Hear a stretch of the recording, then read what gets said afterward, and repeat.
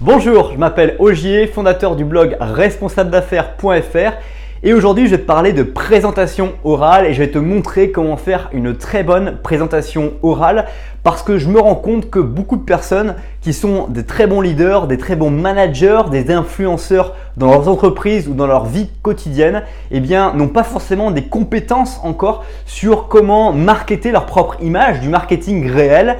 Et du coup, dans cette vidéo, je vais partager avec toi trois grandes parties intéressantes que tu ne maîtrises peut-être pas encore aujourd'hui ou que tu maîtrises déjà dans un certain sens et qui te permettront à ton tour de pouvoir prendre la parole en public avec une maîtrise, avec une confiance en toi que tu n'as peut-être pas encore aujourd'hui. Mais avant que je passe dans le dur de cette vidéo, je t'invite à t'abonner à la chaîne dès maintenant pour ne pas louper les prochaines vidéos et aussi découvrir les vidéos les plus populaires de la chaîne et les playlists associées dans lesquelles je partage avec toi comment améliorer ton esprit, comment améliorer ton corps, comment améliorer tes relations et comment améliorer tes finances.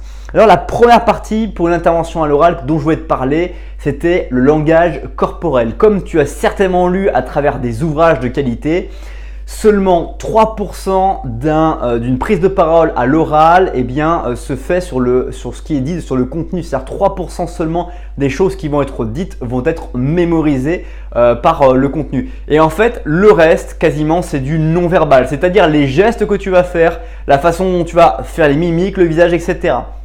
Et donc, c'est ce que je veux te partager dans cette première vidéo aujourd'hui, c'est de te dire que le visage, déjà les yeux vont exprimer beaucoup de choses. Ensuite, le visage, tout ce qui va être la partie des mimiques, des sourires vont te permettre en fait aussi de marquer ton auditoire sur le message que tu portes et qui va l'accompagner et va permettre de mémoriser. Ensuite, il y a tes mains qui vont travailler dans cette zone neutre qui est invisible et plus elles vont être comme ça, plus elles vont transporter de l'énergie, de l'air, etc.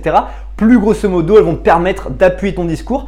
Plus il y a de monde, plus tu dois faire tes grands gestes pour pouvoir en fait amener l'énergie à ton auditoire, permettre d'être dynamique et ne pas faire assoupir ton auditoire. Ensuite, il y a aussi une partie importante, c'est de toujours faire face les hanches face à l'ensemble de l'auditoire. Donc il ne faut jamais se mettre à un moment donné de dos à des personnes, tourner le dos, etc. Donc il faut toujours rester bien face et éviter de tourner les hanches pour regarder un support derrière soi ou des gens qui sont derrière soi. Il faut toujours rester focus sur son public et c'est d'ailleurs la même chose que tu dois faire dans les relations que tu vas avoir tous les jours avec les personnes, c'est essayer d'avoir toujours une maximum vue d'ensemble de l'ensemble des personnes dans lesquelles tu te trouves, en tout cas avec qui tu dois être en train d'échanger pour pouvoir permettre un dialogue le plus agréable possible. Donc le langage non verbal est vraiment fondamental dans une prise de parole à l'oral et il va marquer positivement en fait tes compétences et aussi ton intelligence relationnelle avec les autres pour pouvoir partager un message. Mais ce n'est pas tout.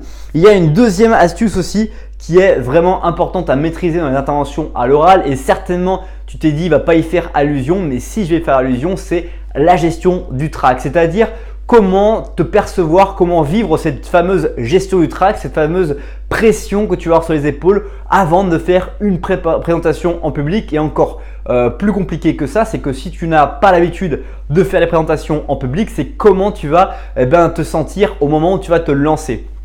Et du coup, ce qui est relativement simple, c'est que la gestion du trac, c'est partie de quelque chose qui est important, une des composantes les plus importantes d'une prise de parole en public. Parce que si tu regardes en abscisse, tu vas avoir ton niveau de stress. Et si tu regardes en fait en ordonnée, on va se rendre compte que tu as aussi un niveau de responsabilité à porter dans ton message. Et plus tu vas penser que ton message va être très important, et plus tu vas monter ton niveau de stress. Et donc c'est pour ça qu'il est important de toujours doser la réalité entre ce qui va se passer et ce que tu es et prendre confiance en toi, c'est-à-dire te rappeler, t'ancrer sur des situations dans lesquelles tu as fait des prises de parole vraiment géniales. Et aussi comprendre qu'il ne faut pas entièrement réduire ce stress en voulant par exemple ne pas le ressentir, être en surconfiance parce que du coup en surconfiance, tu vas peut-être pas apporter le message que tu voulais délivrer de la manière la plus opportune que ce que tu aurais pu faire.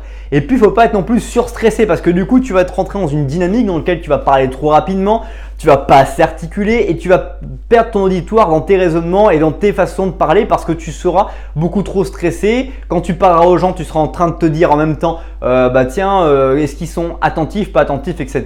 Et du coup, ce track-là va être compliqué. Je te parle aussi d'une petite partie importante sur quand tu vas regarder le public. C'est important quand tu arrives sur la place, sur la scène, de regarder le public et de lui faire face. Ça permet de décompresser le track et aussi de ne pas se focaliser sur des regards et prendre conscience des regards des gens qui peut-être des fois en position neutre ont des regards qui peuvent laisser penser qu'ils ne comprennent rien à ce qui est dit alors qu'en fait ils comprennent tout, mais c'est juste leur posture neutre, naturelle qui vous font croire ça.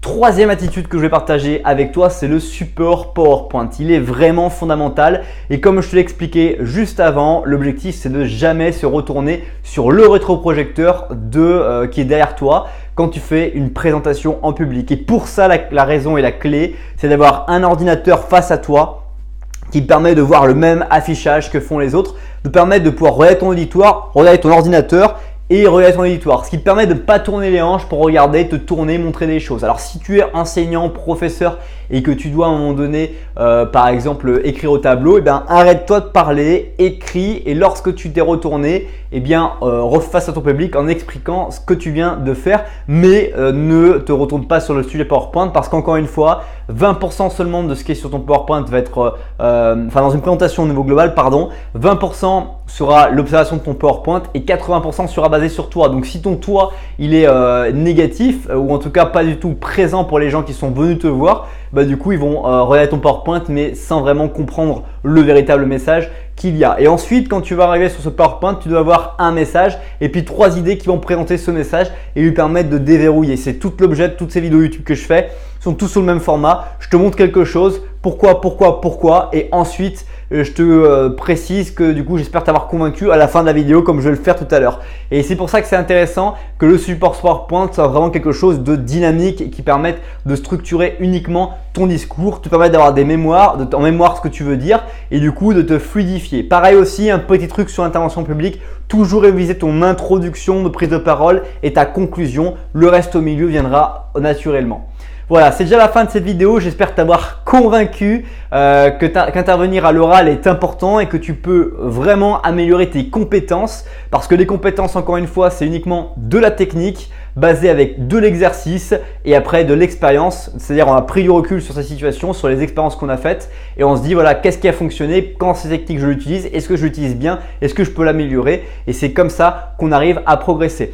Si tu as aimé cette vidéo, je t'invite dès maintenant à écraser le pouce bleu, à partager cette vidéo autour de toi et aussi à découvrir cette vidéo ou à t'abonner directement à la chaîne ici pour ne pas louper les prochaines vidéos. Merci pour le temps que tu as consacré à cette nouvelle vidéo. Passe une bonne suite de journée et à bientôt.